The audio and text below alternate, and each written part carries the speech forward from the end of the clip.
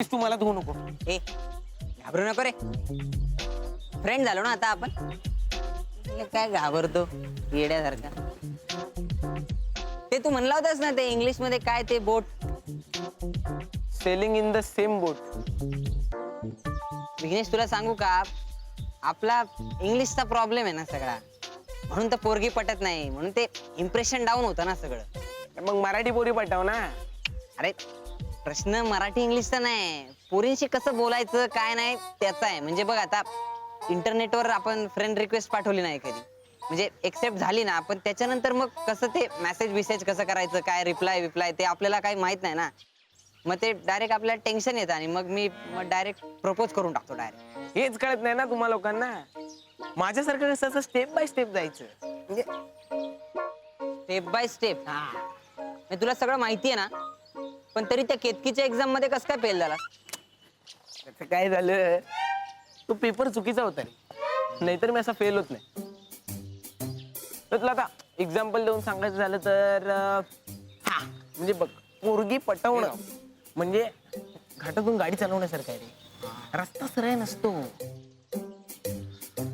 पण प्रेमात किती आंधळे झालं ना तरी नजर येणार प्रत्येक वळणावर होईल. कुठे वळणावर नजर हवी. आणि तुला असं वाटेल की घाटात माझ्या एकट्याचीच गाडी आहे, तर असं काही नसतं. गाड्या भरपूर असतात पण रस्ता एकच असतो. जे केतकीच्या वेळेला तुझी गाडी होती घाटात. आणि कधी हार नाही मानायची, नेहमी कसं असं लढत राहायचं आणि दुसऱ्यांना कधी ओव्हरटेक करू द्यायचं नाही.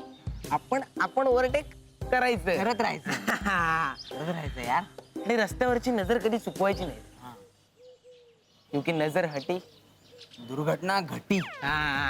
ही शपथ यार विघ्नेश, अरे काय भारी आहेस यार तू. खरं सांगू का, म्हणजे आई शपथ मी तुला चिंदी समजत होतो, म्हणजे चिंदी आहेस असं समजत होतो मी.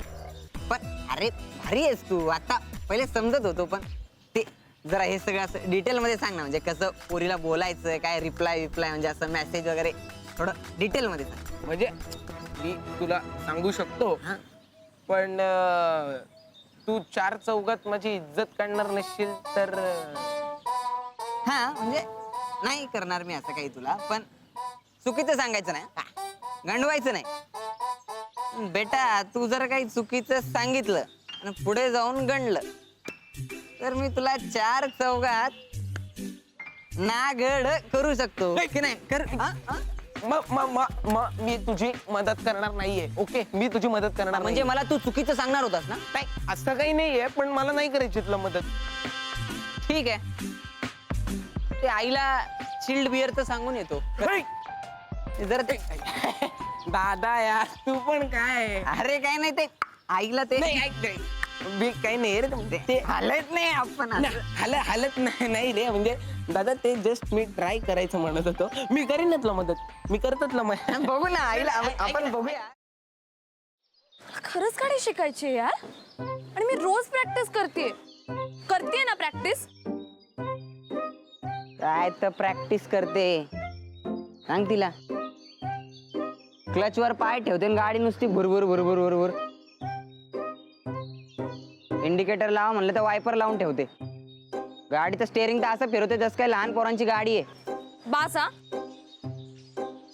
खूप झालं. मी तुम्हाला इथे मदत मागायला आली आणि तुम्ही मलाच डिस्करेज करू नका.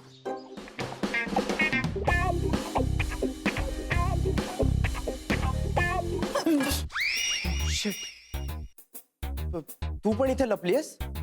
हो, मी काही पाल नाहीये भिंतीला चिकटून राहायला. What are you kidding me? अशा सिच्युएशनला तुला विनोद सुचू शकतो?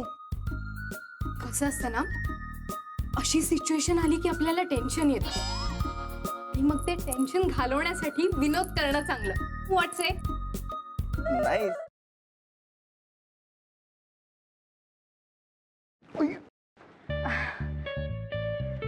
सॉरी. It's okay. हे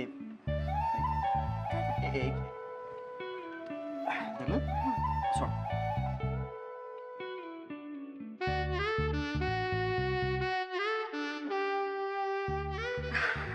अरे थँक्यू. अरे त्या दिवशी ना माझ्या फ्रेंडचा फोन आलेला आणि ती अचानक मला बोलायला लागली की तिला कॅम्पिंग